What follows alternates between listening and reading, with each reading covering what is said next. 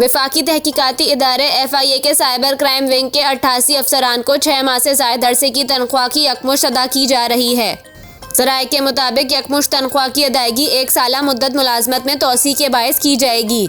मुद्दत मुलाजमत में तोसी का अरसा 1 दिसंबर 2022 था 31 दिसंबर 2023 पर मबनी है।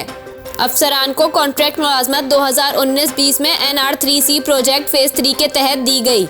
पाकिस्तान भर में कई बरस से तैनात इन अफसरान के कॉन्ट्रैक्ट में तोसी वक्फों के बाद की जाती है। ग्रेड 16 ता 18 के अफसरान कॉन्ट्रैक्ट की तोसी ना होने की मुद्दत में तनख्वाह से भी महरूम रहते हैं।